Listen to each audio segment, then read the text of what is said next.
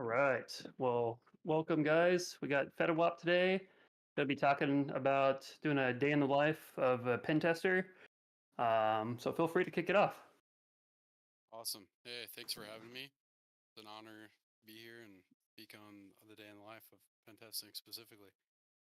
Luckily, I absolutely love pen testing and I absolutely love cyber and puzzles and solving issues that maybe people didn't even know existed in their systems.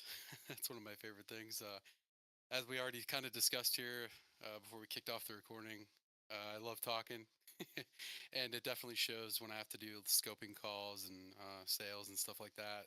It's definitely definitely helps back that up. But I mean, um, also I like to note that I did audio engineering for a while on the side prior to joining the army. So hopefully my microphone quality reflects that. I don't know how much justice Discord does on that, but but yeah. So I mean, to kick it off, I start the day just like any other remote cyber worker. I set my alarm for 9, and I might get up at about noon and hit snooze a couple times and order some DoorDash.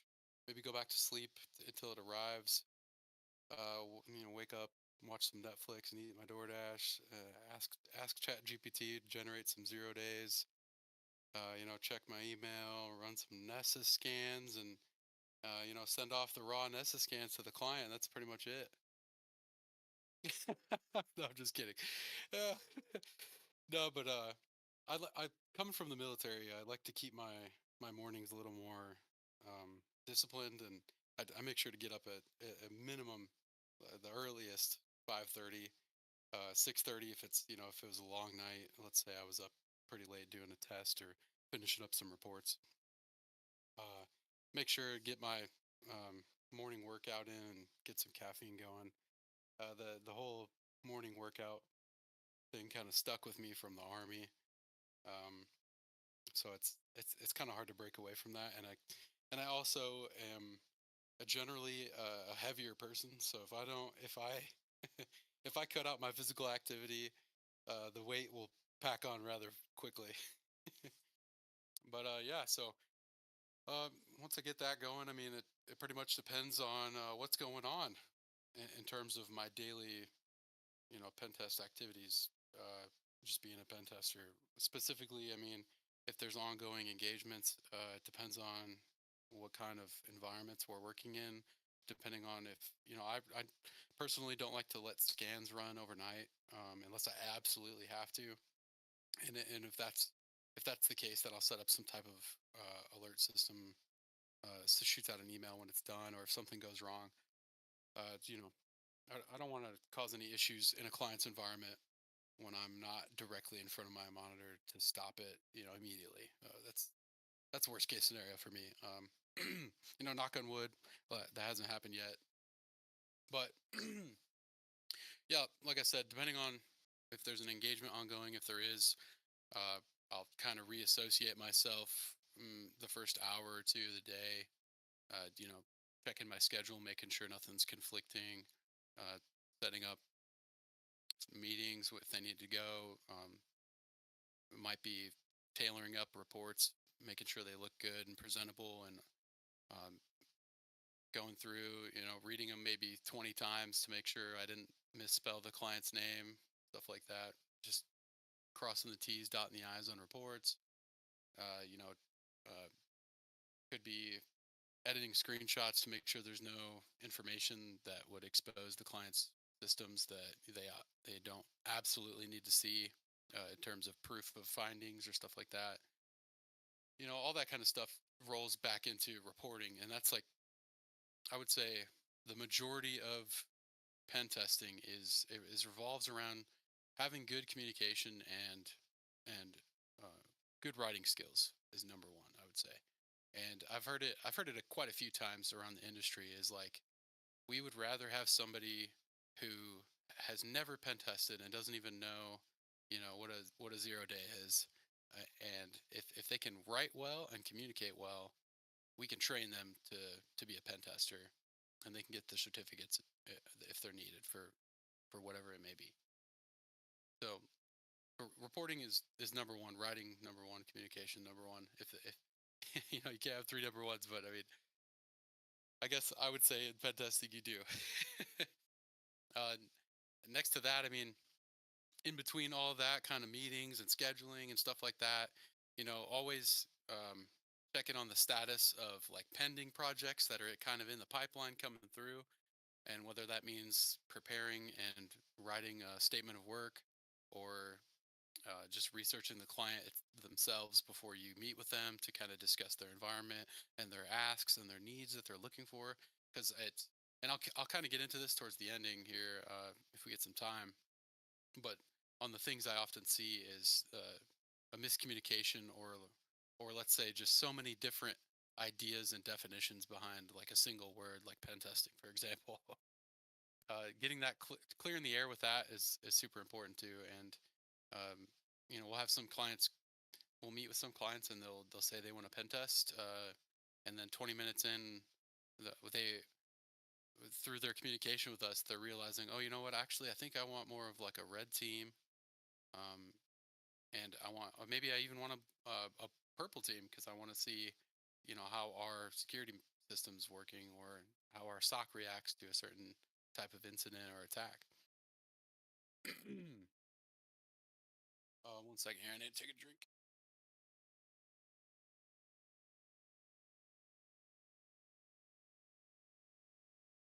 But yeah, in between all of that, just doing research. I started doing the research in the morning, kind of like reading the paper, but I it just takes so long. There's so much to research. So I kind of just have to slip it in wherever I can, whenever time permits. You know, some days are awesome, and I'm doing active pen tests, you know, the whole day. And other days it's just, you know, there's no engagements happening right now. Uh, we're just working on the reporting and the delivery aspect of that, and and doing report walkthroughs and stuff like that.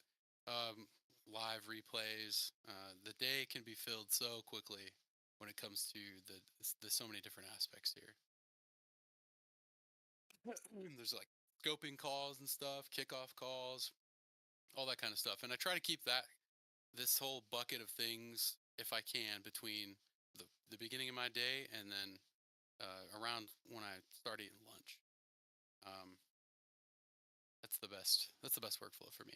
But what's super important with that is whenever time's permitting, and this is something I'm finding that is awesome, that I'm passionate about research, and I love it. I just the, for some reason, it's probably just because it's cyber and it's super interesting to me personally.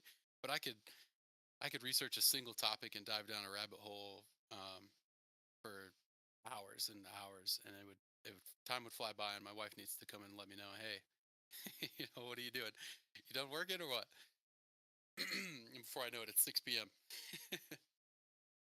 Sometimes, that, you know, time permitting is the most important thing, and it's easier in some places than it is in others.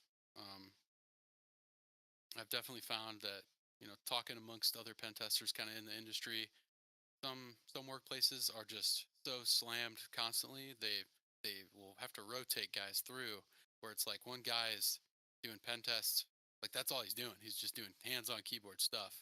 And we got another guy doing the reporting kind of thing. It just depends kind of where you're at in the industry, I guess. Who your main customer base is. Where I'm working at now is more tailored specifically to the client. So every engagement is different in a way, in one way or another, which is awesome to me as well.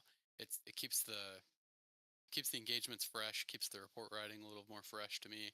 Even though, you know, most reports are templatized anyway, the findings at least.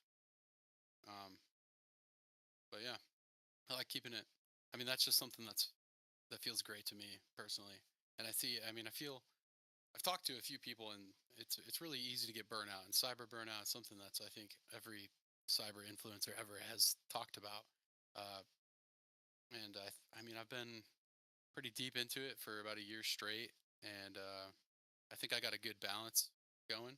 I do have hobbies that kind of help with that, but like I said, it probably happens more to the people that are like me, where they just love research and rabbit holes and just doing the work itself.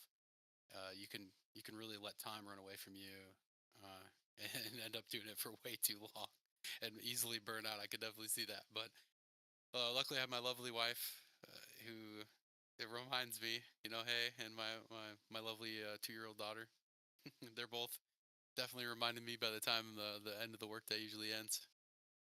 Okay. Hey, you still working or what? My daughter's especially good at that. But Me, yeah, so I don't know how you guys usually do it, but I have like a list of questions. Do we just save them for the end, or should I hit them up on another point? It's however FettiWop wants to do it. Do it on the fly or at the end. yeah, how about I'm gonna close out this kind of day in the life thing, and then I'll take some questions, and I got some more topics to cover after that. What I was gonna get into though is like the time permitting kind of thing is afternoon if I can. I like to fit in that prioritizing learning and work and research. And interchanging those three things is just it's been super important and very rewarding to work on specifically. And I definitely have my mentors to thank for that, for teaching me that. Especially the army definitely helps for sure. So thanks big daddy government for teaching me how to learn, I guess. Would be the best equivalent to that. But developing the future workflows, and optimizing the current workflows is definitely something to also slip in there. Uh, not just learning the technical aspects, but also the processes themselves, and where you can improve. And just because somebody's been doing it the same way for however long, and it's working for them, and you can do it the same way and it'll work for you, but you can also change a few variables here and there and make it better for your current situation. Uh, the the field is always changing and adapting, so I mean, I'm probably hitting that. I'm singing to the choir or preaching to the choir here on that when I say learning is the desire to learn, um, is important for sure. It's it's almost become a discipline, I would say. But that's about it for the a day in the life. I mean, relative coursework changes too, so that's one thing. If I know an engagement's coming up and it's going to have specific environment that I'm not familiar with, I'm definitely that's going to be top priority to say, okay, I need to familiarize with this environment before I even take a look at it or try scoping or anything like that. And also working with subject matter experts in the specific environments. So working with web developers if you're going to do a web pen test or a specific type of app. Uh, you know, Luckily at the company I'm working with, they also do development is like a huge part of the company, and so I can call upon a 10 or 20-year veteran of development, and it could be specifically for web development. And I could say, hey, can you just give me like a breakdown? If I do this, am I hitting the right spots to find these issues? Um, but yeah, and I'll just finish that the day in the life with a good quote, that I learned from one of my other mentors is if you find that you're the smartest person in the room, then you probably need to find a different room, hopefully with more experienced or let's say smarter folks that'll help you grow. It's just a sign that you've outgrown wherever you are, and I live by that for sure. But yeah, so I'll take questions now.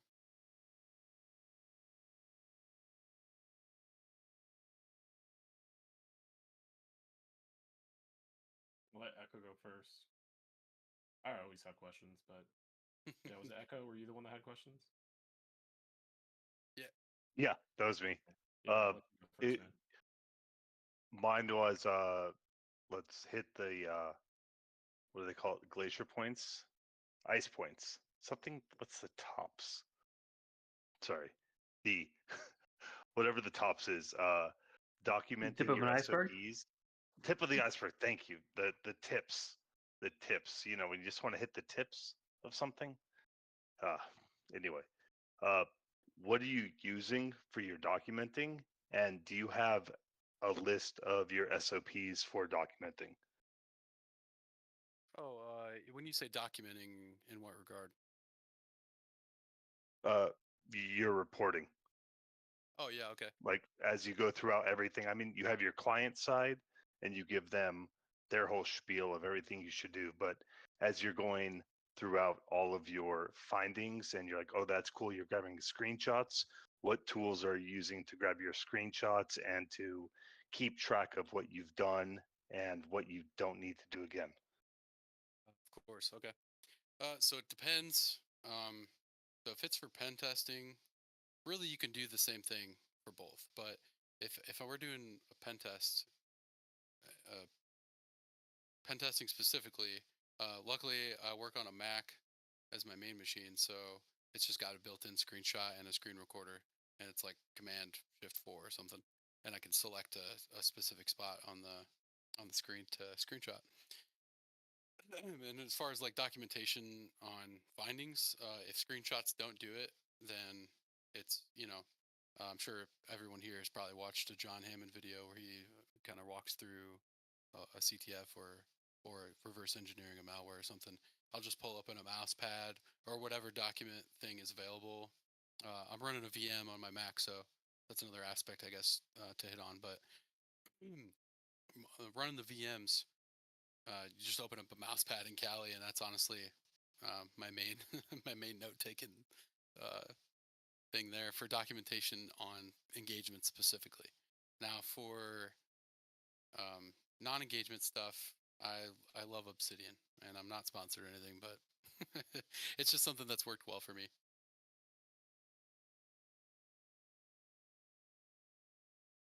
Got a lot I of got Obsidian fans over Awesome. here.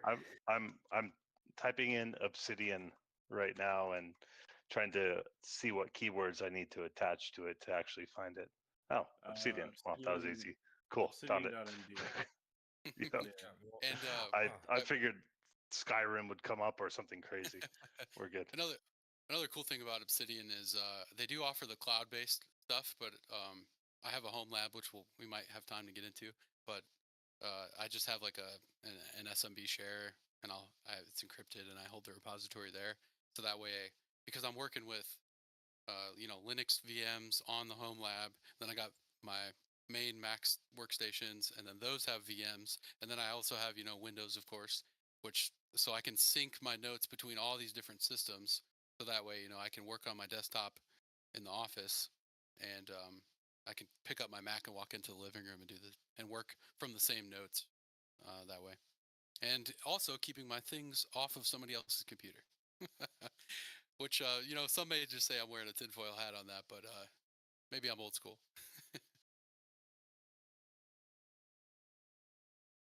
Yeah, I just got to something double to say. go for it, T-Man. Can't you see? Oh, did I interrupt? Am I interrupting no. you, You're good. Spencer? Go for it, dude. Okay. Oh, can't you see? Sometimes your wars just hypnotize me. And like those flashy ways. Yes, I can. That's why I can. That's why we could see all the files in pen testing. Nice one. And yeah, the other thing with Obsidian is super helpful. It syncs to GitHub. I've used it for Markdown. You can create graphs out of it. So if you're looking for like graphs as well, it's super helpful. I had mine backed up to Dropbox, and then when I was studying for the OSCP, which I didn't end up taking the exam because I was getting burned out. Speaking of burnout, I used Obsidian for all my backups and synced it to GitHub. So it's an incredibly powerful tool. Highly recommend it for note taking. Yeah, it also has it's got a lot of awesome features and external plugins you can get that are community built. But one of the things that comes with it is the ability to do backlinking, and you can really kind of see how the notes are structured when you're building them if you properly use backlinking. And you can also, with that, you kind of hit on that a little bit there, Sponger, with the graphical representation of your notes. And that's one of my favorite features about it for sure. Is I can visually see my notes and how they're connected versus just reading the lines. I highly recommend using Obsidian with. I was first using it with my own personal Nextcloud instance, but I simultaneously use that with Git because I also have like GitLab instances, but have a little Nice. Git T, a little something. You don't have to use GitHub per se for all of your private notes hanging out there in the wind. Of Open course. source, baby. Come on. So we got more questions? I have a question. Okay, send it.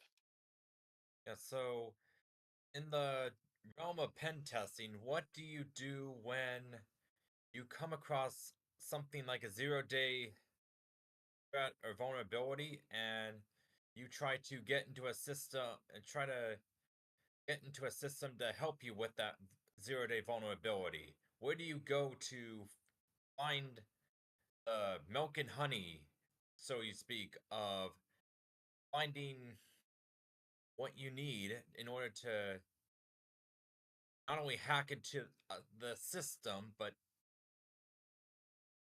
um,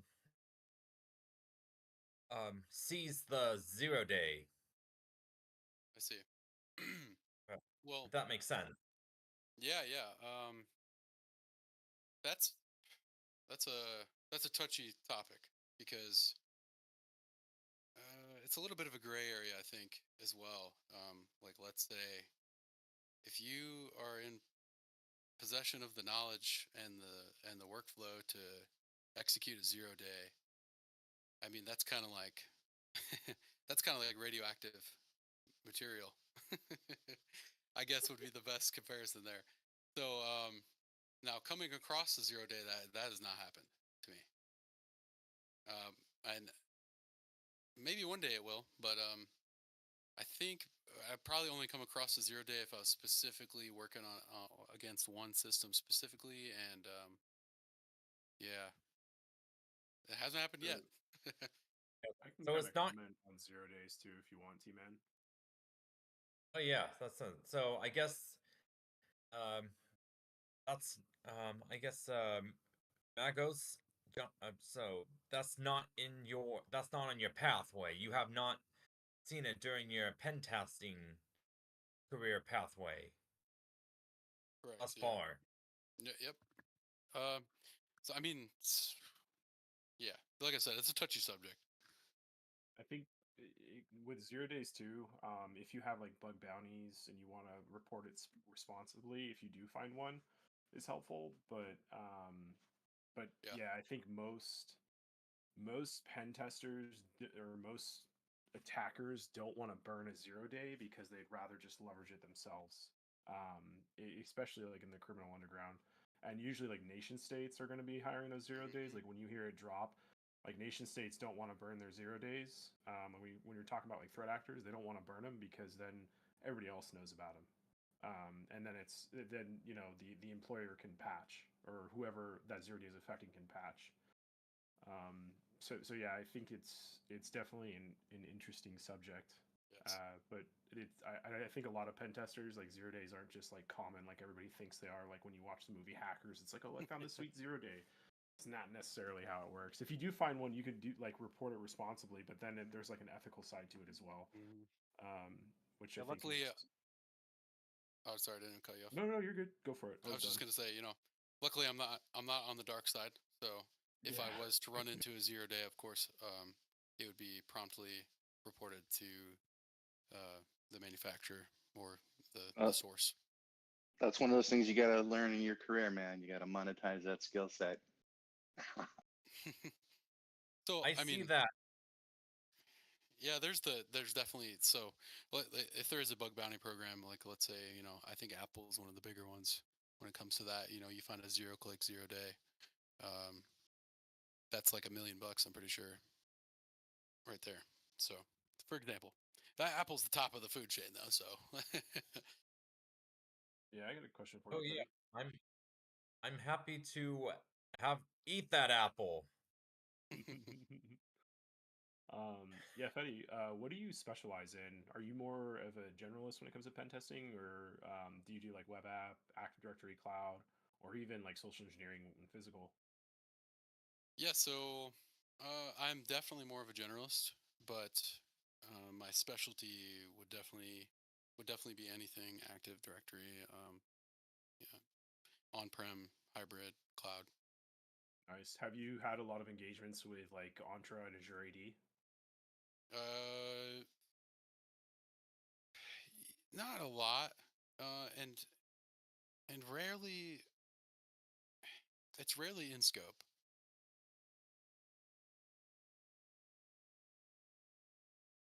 Yeah. So some of the reason why I asked, I'm just curious because I have a lot of I work with a lot of clients that they may have some Active Directory pen tests, but that's like the biggest, like AD's really popular right now with attackers Mhm. because why dropping from the ceiling with a super technical exploit or vulnerability when you can just walk in the front door with Yeah, domain admin.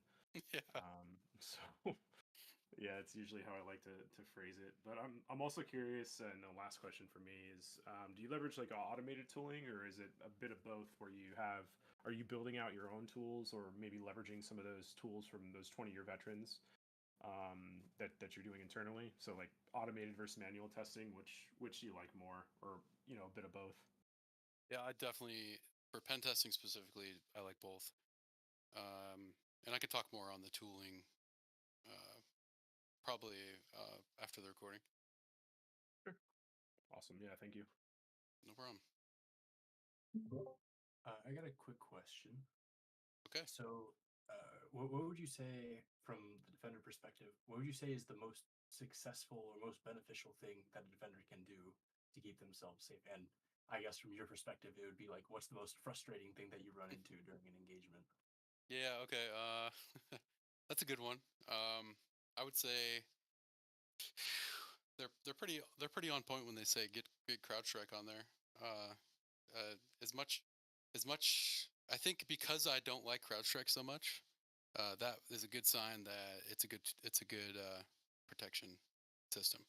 And number one for sure, I think would be a properly set up sysmon. Would be my two main. If I run into CrowdStrike, I'm like, okay, this is gonna be a long one. If I run into sysmon, I'm like, okay, I need them to deactivate this. For me personally, and yeah. What was your other question? Sorry, the second part to that. Yeah, it was just what's the most frustrating thing from your point of view. So I guess the best thing for a defender would be the worst thing for a pen tester. Yeah, definitely sysmon. Properly set up sysmon. That's pretty much that's Yep. about good. And any defense in depth program that's decently thought out and set up well. For example, a good application whitelisting protocol, a good principle of least privilege setup, maybe a good EDR system, so CrowdStrike, um, and then you can second that with having an MSP or a SOC monitor those systems. Awesome. Thank you. No problem. So going into the day of the life in the life, Yeah. one of the big things that has come out in the pen testing realm that I've seen lately is the concept of the purple team. How much time do you guys spend post engagement talking with the SOC or whatever client they are, helping them remediate whatever findings that you have discovered? A lot of time, definitely. It depends too, if the clients, you have clients come along that want to check the box. They need a pen test to check the box, and you have other clients that are actually they're genuinely concerned and they want to improve their overall security program. And those ones I thoroughly enjoy working with because we do offer to do live playthroughs of the engagement. And although a little bit nerve wracking, especially when technical difficulties arise, doing the live walkthrough of the engagement really shows and can really help the blue team or the SOC or whoever it is, their security team, see what you did, how it unfolded from the eyes, like literally from your screen, because it was just screen sharing. But if I had to say like percentage wise, like I said, if it's that interested client, it's still about 20%.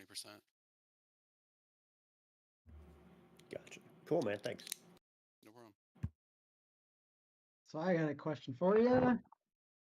Okay. So for training, I don't know if you've covered this. What is your favorite training? You know, there's all sorts of training out there nowadays. I'm just curious, like for me, I think back to, like, when I took a certain training, it kind of validated myself. Like, oh, I was actually doing the things that I should be doing. This validates me. That's the kind of training I'm curious that if you can talk about it, if you can mention Yeah. one or two. Well, I used to really enjoy Try Hack Me, but I kept running into issues technically with Try Hack Me where their machine would be set up weird Yeah. or wrong, or it just wouldn't, like the vulnerabilities there, and you're able to exploit it, but it would fail for some reason, Yeah. or maybe I don't know what they're doing over there, but I mean, I've reported all these issues and they never get fixed. So the Try Hack Me definitely was one of my favorites when learning, especially for Active Directory. They had a really good lab set up for that. But as far as what I enjoy the most, is definitely um, the home lab type thing. And I think network, I could definitely, uh, I will say Network Chuck definitely brought that in for me personally, because I didn't even think about it, and I was not interested in hypervisors or anything like that until I saw one of his videos where he took an old laptop and put Proxmox on it and ran VMs to Nice. hack. So I mean, definitely that right there. You can go on eBay and buy a $50, $50 machine with it could be 500 gig hard drive. It doesn't need to be an SSD, and just upgrade the RAM at the most. And you can run a few VMs on there to simulate an Active Directory environment if specifically that's what you're looking to do. Or you can even download machines from VulnHub and hit those. And it also helps give you that, during the setup, it gives you that backbone understanding of networking and how these machines connect and how they communicate, especially setting up a domain controller, stuff like that, setting up your own web server.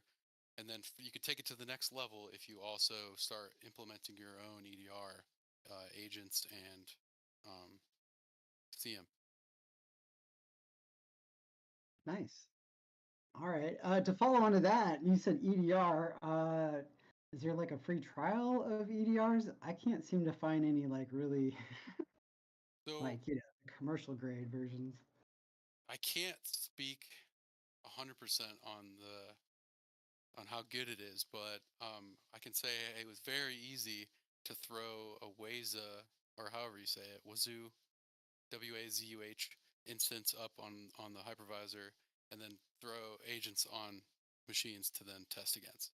And I think I think they call it XDR. So it's EDR/XDR is what they call it for Waza. But yeah, I mean, I didn't even believe it, and I'm honestly, like I said, I can't vouch for it. Yeah. I'm skeptical personally because it's a really good software so far as I've seen, and I'm wondering how is it free? And we all probably understand that if it's free, then it's not the product. You are. So until that's proven, I can't vouch for it, but that's what I'm using. All right. Well, last thing, just because you sparked my interest as soon as you said that. So, what are your thoughts on atomic red team tests and potentially using some of the tradecraft in there for either pen tests or just to use in your labs to test things out? I love it and I use it. Nice.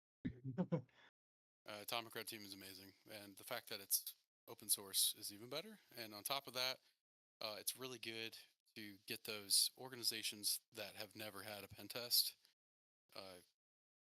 You can not even do a pen test and talk to their IT team and say, hey, just try this first and see what happens.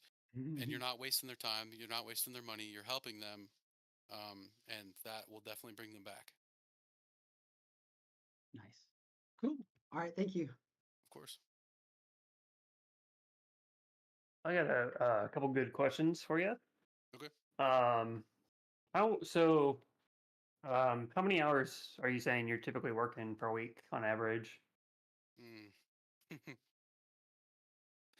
Well, the line kind of blurs because it's also a passion of mine. But like I said, Uh-oh. when I try to limit those hours spent to avoid the burnout. With hobbies and family, of course, first. Family's always first. Um, but I would probably say anywhere around 60, 70 hours. Wow. Okay. I mean, that's what I've expected and what I've heard. So, yeah, makes sense.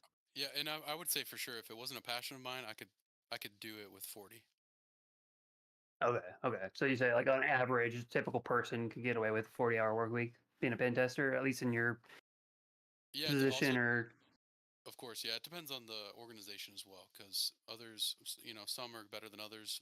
yeah. Some, Yeah. and it depends on like the whole mantra of being paid by the hour. You know, you're being paid for your experience, not your time. Yeah. Got it. Okay. And then also, I think Jesse might have pointed on this question a little bit. But what would you say your most common tools are that you use consistently? I would think maybe like Nmap or stuff like that. But what are you coming back to all the time, tool wise? Uh, the two wise Nmap, of course, like that's a standard. And then custom tooling as well. Um, and it also depends, like if we're working with an organization that already has something baked in that we can leverage in their game for it, then whatever that is. Other than that, there's a I'd have to go through my tooling list here, but um, uh, recently been diving into C# tooling, uh, and that I can speak on later. But yeah, I like to call those the magic tool set, but because sometimes whatever it does, it's just magical. Cool, cool. Yeah, I get it. I get it. But I mean, And then you can't get away from the standard Metasploit as well. Sorry to cut you off there, but I got to throw that out there. Metasploit's still used. It can get the low-hanging fruit out of the way for you if you're in a pinch. And I mean, it's an excellent framework. oh, okay. Well, that's good. Good to hear. Have you used, I guess in your pen test experience, are you actively using like command and control infrastructure like Cobalt Strike or even like Brute Ratel? So not for pen testing. Okay. Although, okay, yeah, for pen testing sometimes. It depends. It depends on the It client's depends on the scope. preference. Sometimes Yeah. the client's not so cool with you just sending them a beacon file. Other times they are, or other times they want you to give them a box to plug in and have their team configure or VM. Nice. All right, I get a couple more questions. Bear with me. I wrote them all down. No problem. So regarding certifications, that's probably a common question for maybe some folks here that might be interested in pen testing or things like that. I guess the first question is what certs do you have that maybe are applicable to your job? Yeah. So I have the PJPT from TCM, the Sec Plus from CompTIA, and also Pentest Plus. Nice. And how do you like the PJPT? Amazing. Or you'd recommend it? Highly. And is the would you have you thought about doing? There's another certification that comes after the PJPT, right? It's like the PNPT. ECPPT. Yeah. Have you thought about doing that one? Yeah. So the funny thing is, with the PJPT, you get the same course that you get to train with for the PNPT, with some minor. It's literally the same course, but they recommend, hey, you also do external pen test playbook, which is another course they offer, and then Windows privilege escalation. If you add those two into that course, then you're set for PNPT. But I found that the PJPT, it hit every box for me to where I feel confident enough. I don't need to take PNPT, and it's not a requirement, but I probably will because Cool. I had such a good experience with PJPT. Yeah, PNPT will probably be coming up here soon, just to have it. And I mean the standard is OSCP, so that's in the pipeline as well. Yeah, Is I the have things OCP about. something you're trying to get then?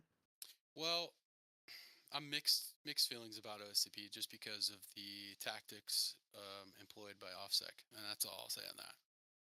Yeah, I feel you there, and it's a bit dated too. Yeah. Got it. Cool. And then regarding, it sounds like you said you focus mostly on like the Windows side of things, like Windows domains. That's just my preferred specialty, I would say. It's something I'm naturally good at just because Windows was kind of what I grew up tinkering with. But What is your number one goal typically on an engagement when it comes to Windows? When you're like in a Windows shop, is it typically going for domain admin, or I know it might vary depending on the client, but is yeah, so there some commonality in there? yeah, if it's client based objectives, it's whatever their objectives are. If not, then it's probably full scope. And definitely the goal is not to get domain admin; it's to find any vulnerabilities that are present and try to attempt to exploit them. And if domain admin is from that path, then cool. What are you saying? What would you say the maybe like the top three ways that you typically pop? I guess domain admin, whether you're trying to get there or you happen to get on there. What are like some things that people leave open on their domain controllers that you typically see day to day? Yeah, that's hard to say. It's so different. But I think most commonly is probably a misconfiguration of group policy or permissions. Okay, okay, got it. Is like NTLM? Was it NTLM v2? Still like a common way in? For initial, When not, yeah. I know you can disable NTLM and kind of go towards the Kerberos side of things, but yeah, just curious if that was a thing you commonly see. yeah, not as common as the misconfiguration, but it's definitely still pretty common. Okay, cool. Yeah, those are my questions. Awesome. Anyone else? I can cut the recording and Yeah, hold on. I was diving into a tangent about C# tooling from your discussion a while ago, but Okay. because I really want to dive into the tools he used, but we had Nmap, custom tools, and C# tooling, so we didn't get much further than I hoped. But I had a real question. Hold on, Yeah, let me look through definitely. my list. I mean, I definitely still recommend getting familiar with all of the tools that are commonly used. But that's the Because thing, like everything. Okay, oh, that's yeah, my question. Now that you said commonly used, there it is. So you said before when you were making your joke, the question is, how do you keep up to date? There is way too many resources, way too many things. Even when Sean was just saying about this Principler thing, I never heard about it. Like, there's so much information. How could you possibly keep up to date? Let's say you have an hour. Where do you go with that 1 hour of your time to pretend or to at least know what you're talking about when everyone at work is like, oh, did you hear about the newest crazy thing that happened to us? well, luckily, our work environment is very positive in that regard. Where if anyone has a single piece of information that somebody else doesn't know, it's instantly shared with the whole org through chat. So and it's happening 24/7. So we have all of the employees that I work with are, they're doing the same thing as I do. It's a passion outside of work as well. So commonly it'll be, or somebody has a feed set up or something like that. Specifically, we have a cyber threat intelligence department as well, so that's like our number one, and that department has all the feeds, I would say. But if that doesn't catch something that's brand new, that we need to issue like a warning to our clients or something, then it's through that instant chat. I've actually this was so I took part in PRCCDC recently, and there was one person that shared in the Discord afterwards. I'll put it in meetup text, but this kind of puts together a bunch of different, like you were saying, a bunch of different feeds and puts it in one place. And the ones specifically chosen here were because of their kind of quality and reputation. So I'd say that for me personally, this is a place that I go to look for news. Thank you. That's really awesome. Ooh, I'll check that out. Thanks. Well, that Should makes me I cut the wonder. recording? We can. I'm gonna cut the recording and we can continue the conversation. Okay. But